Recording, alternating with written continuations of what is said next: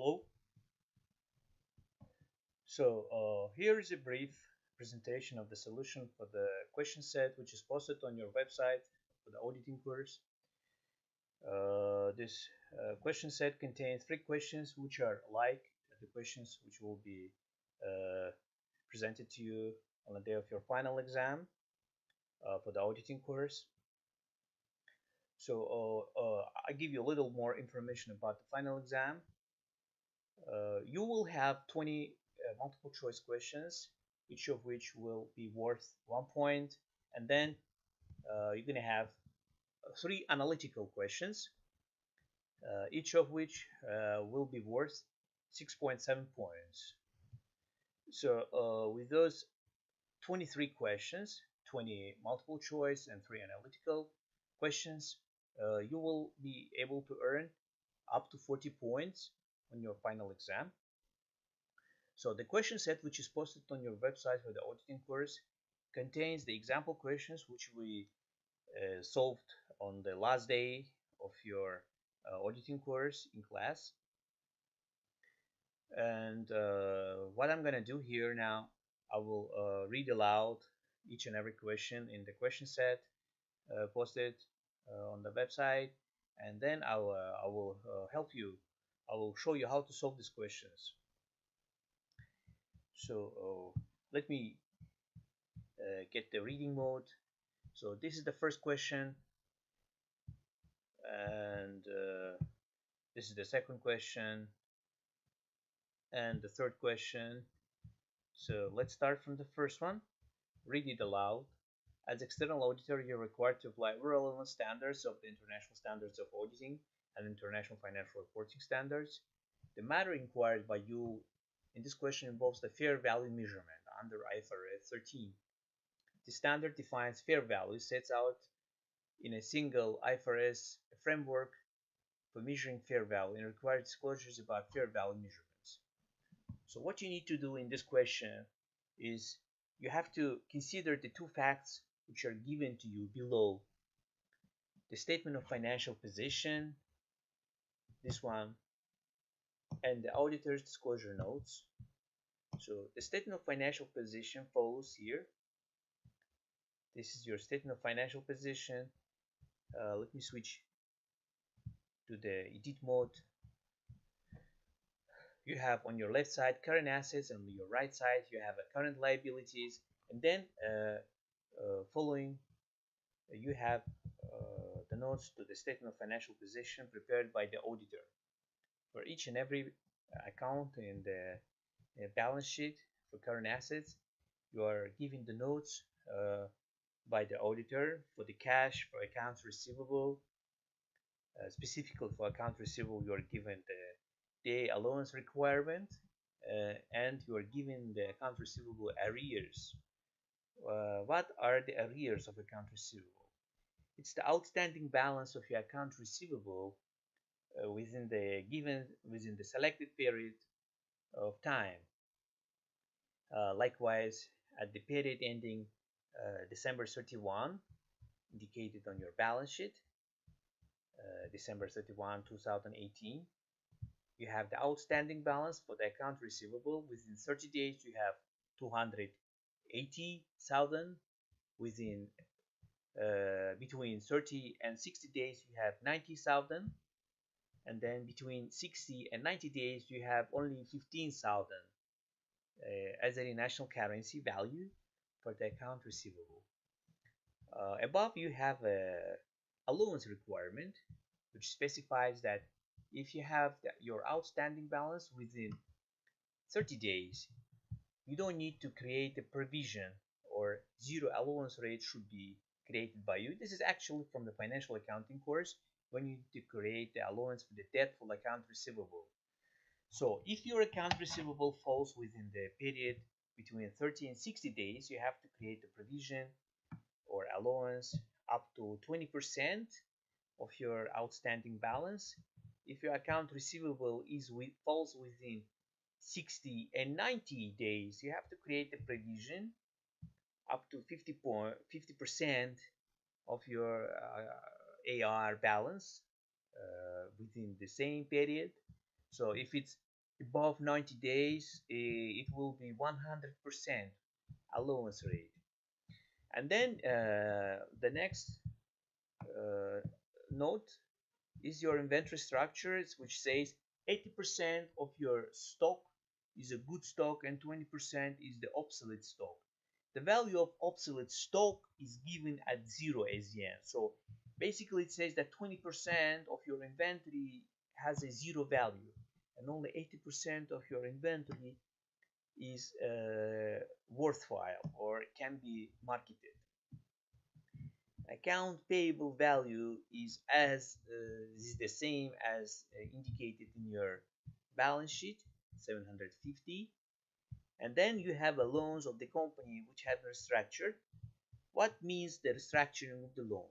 Restructuring means that you go to the bank and the bank will consider your solvency and your payment abilities and may allow you to fix the period of your loan payments. For example, it can say that, okay, now that you have your loan within the short term, right now we have 400,000 due within the 12 months. The bank says that uh, although you have 400,000 due within 12 months, only 280 will be due within the 12 months, and the rest, which will make the difference of 400 and 280, or the difference will be 120. So 120 they will agree for the long-term debt. So you should exclude 120 from your short-term debt. Now what you need to do here is just given the disclosure notes of the auditor, every single account you have to adjust in your balance sheet. Okay, so what you can do, you can either cross this amount in your final exam paper, or right now here I will just uh, let me try to do the same. Actually I will try to cross it. I we'll have to work through the font and the other editing options. So basically you can cross it in your final exam, but what I will do, I will just delete it in my solution. Okay, I will delete it in my solution. In your case you can cross it. Okay, so what about the cash? Cash is cash. Okay, we cannot get the more fair value for cash than it's already given. Okay, so the financial disclosure note for cash is that we're having 195,000 AZN national currency plus 100,000 US dollars. So K here means K is thousand. So this is the definition of K. Okay, this is the definition of K, so that you don't get confused in your on the day of your final exam. So basically 100K with the given exchange rate of US dollars, the US dollars, one US dollar equal 1.7 AZN will give you 170 national currency value. So 195 plus 170 will basically make 365. So we're good here. We're good. Okay, we can write here. Okay, right here. Okay. So what about this account receivable 315? 315 account receivable. What is the fair value of 315 account receivable, which is presented on the company's balance sheet by the chief financial officer? If we scroll down, we can see that only 210 is the 0% allowance rate adjusted account receivable. That only 210 here. 210 is the account receivable net.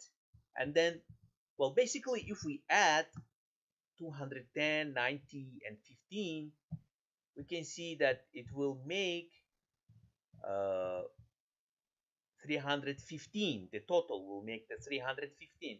But the thing that finance manager of the company, the information presented by the finance manager of the company does not consider the notes given by the auditor. Auditor has revealed that according to the company's credit policy, the following table should be applied to account receivable. And then from 90,000 value of account receivable, you should subtract 20% of it, 20%. So you should write here 90 multiplied 80%, the net value. And here you should write for 60 and 90-day period, you have 15,000, okay, 15,000. And then you write 15 multiplied 50%. So what is this 80 I write here? What is this 80 I write here? This 80. This 80 is the net. 100 minus 20 will give you 80. So now I'm writing 100 minus 50, which is 50 for 15,000. For 15,000, okay? So basically, I have to calculate this now. You can use your calculator on the exam day to calculate the same. So it will give me 289.5. Okay, so I'm just deleting it and writing 289.5 here. And for the inventory, we have the note that only 18% of the stock is good. Only 18% of the stock is good. 20% is obsolete, and the obsolete stock has no value. The value is 0. Okay, so what I have to do, I have to adjust my inventory. I have to write here 80% of inventory is marketable. Okay, so I calculate here 80% of my inventory, which is 800. So I'm going to write here 800.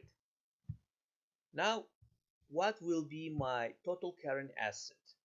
My total current asset is 365 plus 285.5, sorry, and plus 800.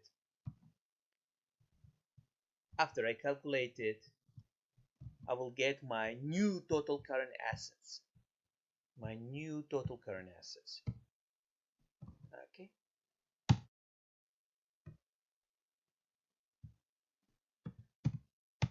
Now this is 1454.5. 1454.5. Sorry. So 1454.5 is my total current asset. You see the difference. My total current asset before was 1,680, and now my current asset is the different value. It's less. Now let's see what's going on in the what's going on under the accounts, on the current liabilities. So for account payable, we have 750,000, which is basically the same here, 750. so we don't touch it. For the loans, we have 280 is due in the short-term period. So 120 is postponed for the long term. So I write here, sorry, I will write here, I will delete it and write here 280, the new value, 280. And then my total current liabilities, will be 750 plus 280, 750 plus 280, which is 1030. Okay, it's 1030, my total current liabilities. So the working capital will be 154.5 minus 130. So this will be my working capital. This is my working capital. Okay.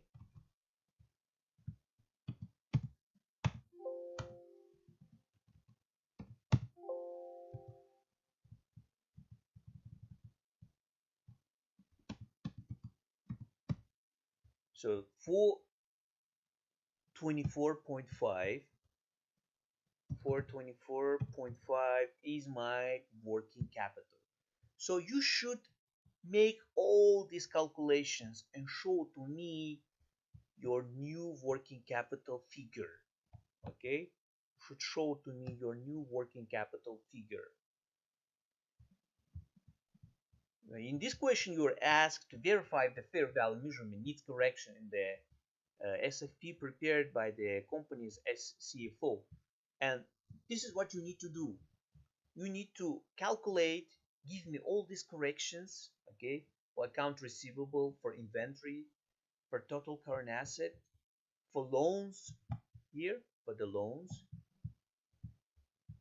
for total current liabilities, and then calculate everything and give me the new working capital. This is your correction to the auditor's correction to the standard financial position prepared by the company CFO. Okay, this is the solution for question 1. You need to repeat the same steps on the day of your final exam. So now let's go to the question 2. Let's read it first. As external auditor, you're required to apply all relevant standards of the international standards of auditing and the international financial reporting standards. The matter inquired by you involves the materiality measurement under ISA 320. The standard sets out the requirements for applying the concept of materiality in planning and performing audits of financial statements. So you are given here the following facts. The profit breakdown of ABC company with respect to 3 projects which experienced audit team assigned to this project has contributed to the breakdown by recalculating each project's profit given with after adjustment values. And you are given the auditor disclosure notes about the ABC company's audited financial statement materiality levels. So what are these 2 facts?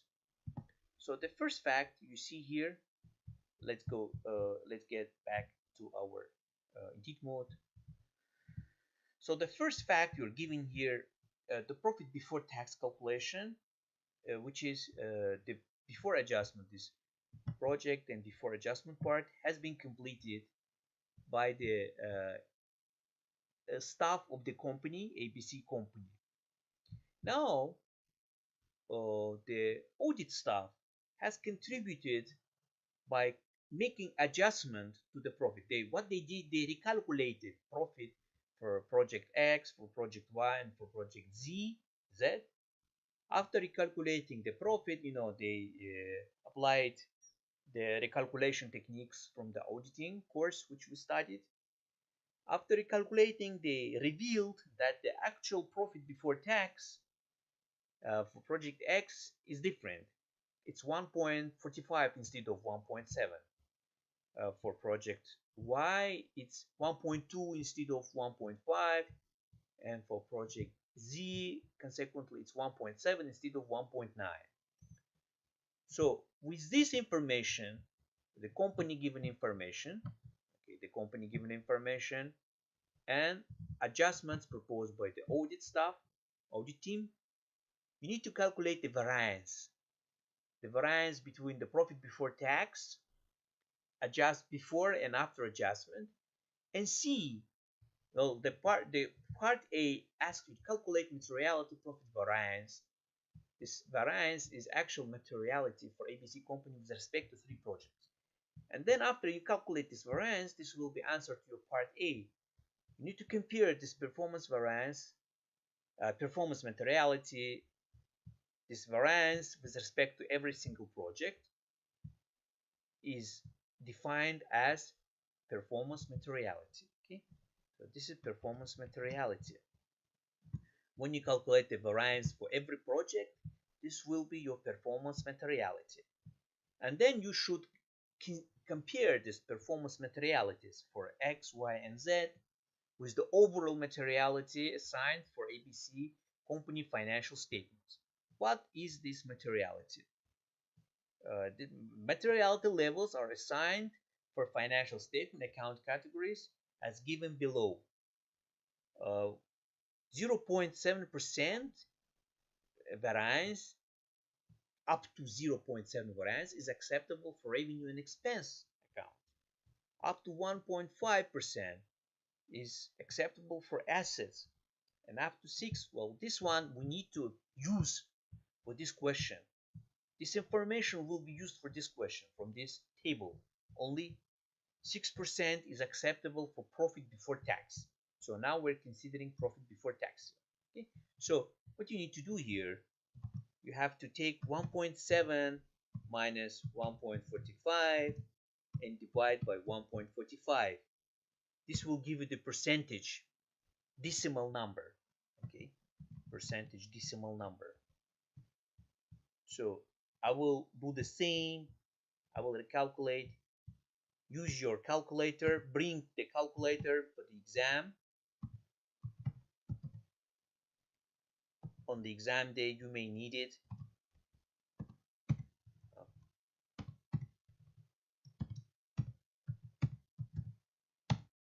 So this is giving me 0.17 percentage-wise.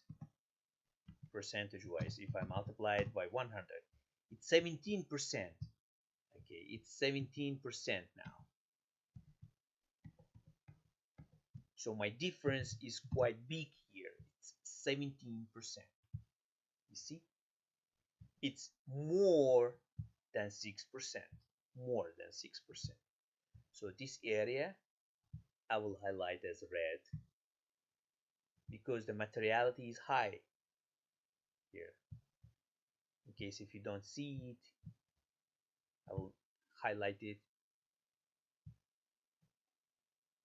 yellow. Okay.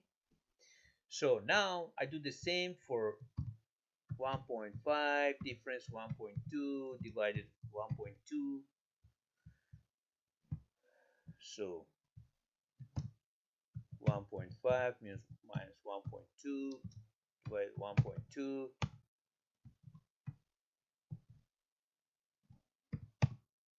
will give me 25%. 25% is my difference here. So it appears that this performance materiality is also very high. It's above 6%. Okay, I can write here high,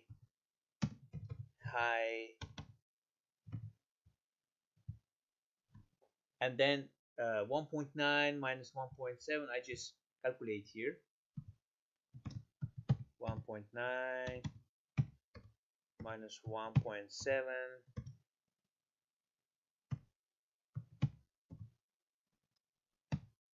So it's 11%, almost 12%, high as well, very high. So if I compare my performance materiality for each project, okay, I can write here, calculate it,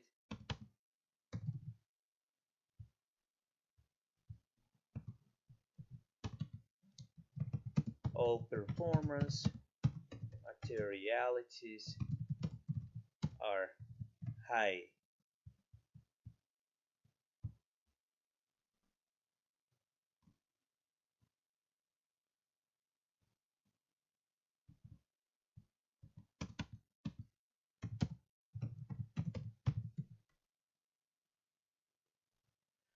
Are high.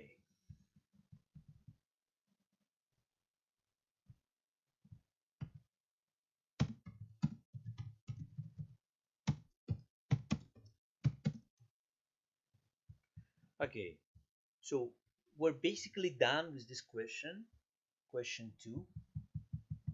Now we can move further to question 3. Uh, Question 3, we read it first. As external auditor, you're required to apply all relevant standards of the International Standards of Auditing and the International Financial Reporting Standards. The matter inquired by you involves the going concern assumption. Okay, going concern. So the previous two questions were, one was fair value. The first one was a fair value. The second one was materiality. And now we have to test the going concern, which is under ISA 570.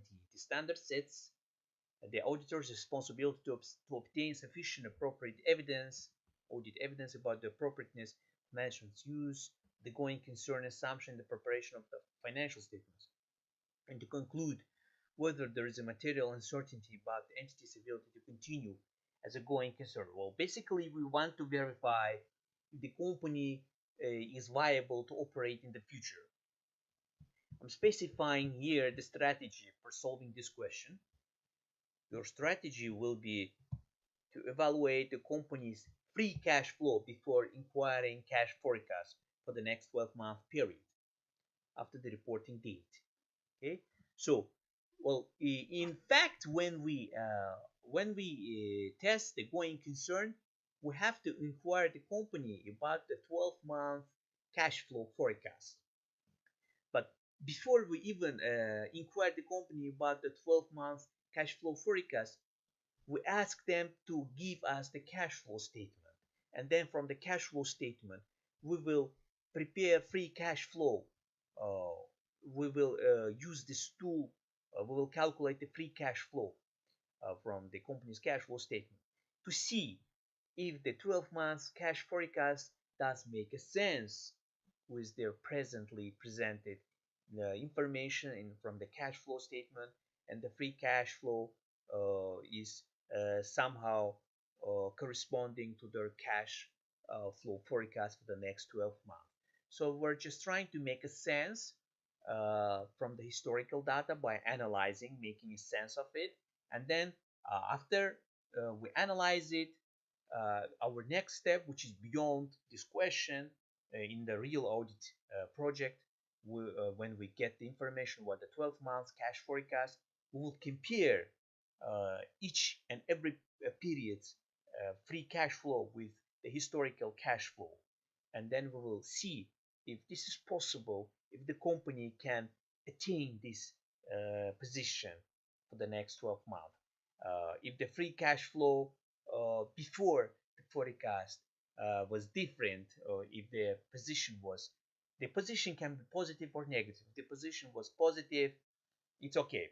But if the position was negative and strongly negative, but the forecast indicates that the position is positive, then we will have to inquire the company how they, which facts they used for preparing their 12-month cash flow forecast, because the historical cash flow statement gives us the negative free cash flow indicator.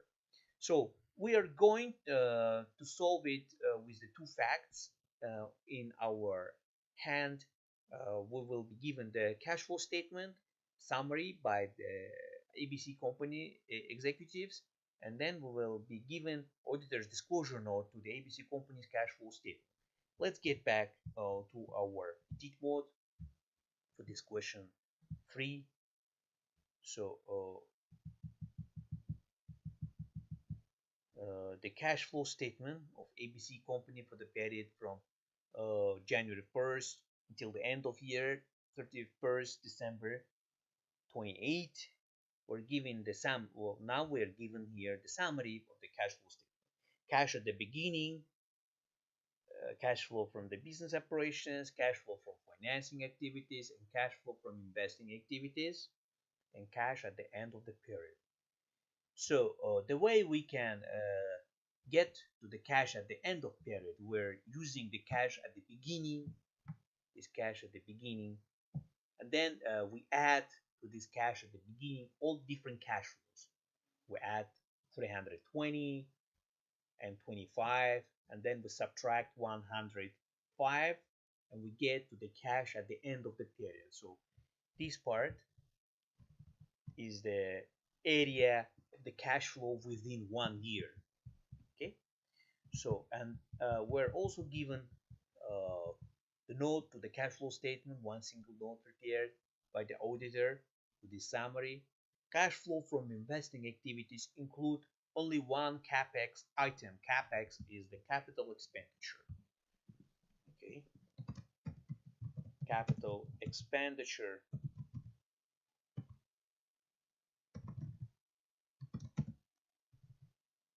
So capital expenditure is when you buy equipment or any fixed asset which you are going to use. This is your real investment. Okay, investment in the real asset, capex.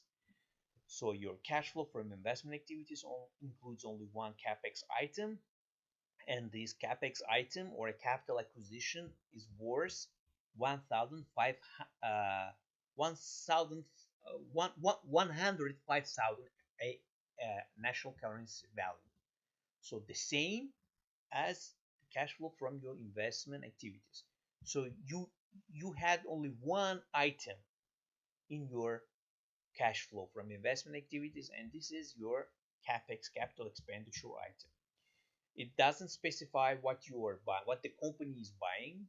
It doesn't specify if the company is buying the software, or the company is buying an equipment, piece of equipment, or the company is making restructuring of its production area or facilities by making capital expenditures, like capitalizing on its present asset. It doesn't specify. It's only telling you that one capex item which is worth 105,000. Okay, and then we're fine with it. So what we need to do here for the solution to this question, we need to calculate free cash flow. The formula for the free cash flow is cash flow from business operations minus your capex. Okay, so this is your free cash flow.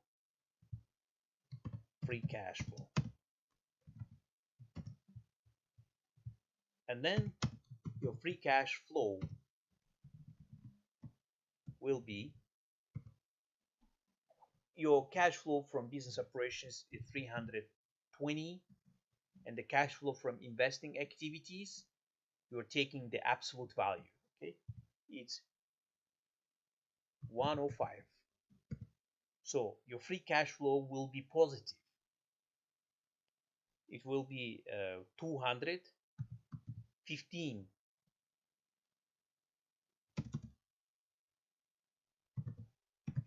It's positive.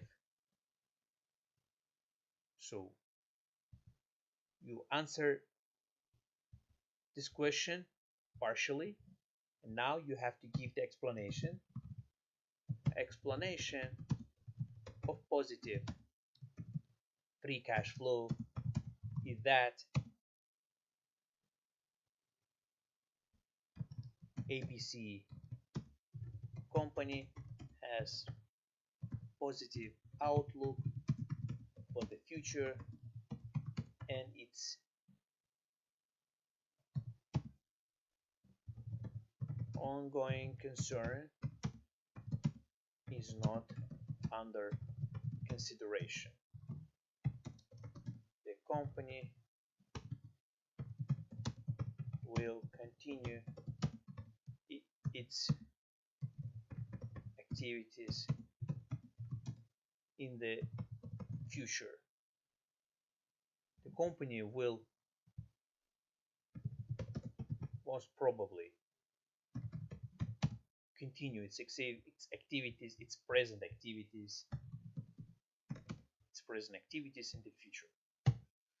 So what if your cash flow from investment activity is not 105? Okay, what if you have a different financial statement, different cash flow statement? What if the cash flow from investment activities is something like it's not 105, but it's, for example, let's take it equal to 325. Okay, 325, and then the note to the cash flow statement will be edited. So what if you have the cash flow from investing activities 325? Okay, capital acquisition is worth 325.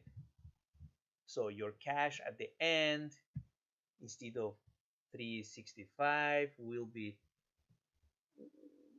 320 plus 25 minus 325. So your cash flow will be here 145. 145 cash at the end of the period. So cash is still positive. Okay, the company has a positive cash. But the thing what has changed here is the cash flow from investment activities and the capital acquisition, which is worth 325,000. So now when you calculate your free cash flow from business operations, which is still 320, for the capex you should write 325. And now you have the negative. You have the negative 5,000. You have to write here it's a negative. So explanation of the negative free cash flow is that the ABC company has a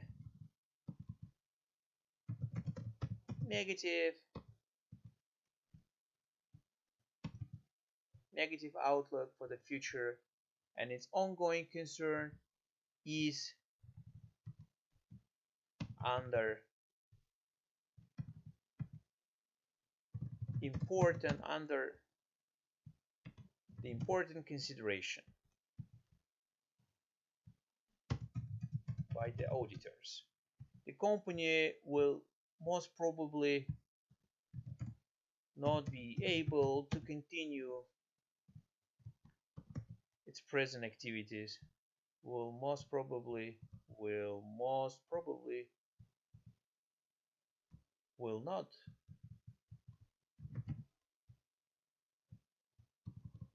be able to continue its present activities in the future.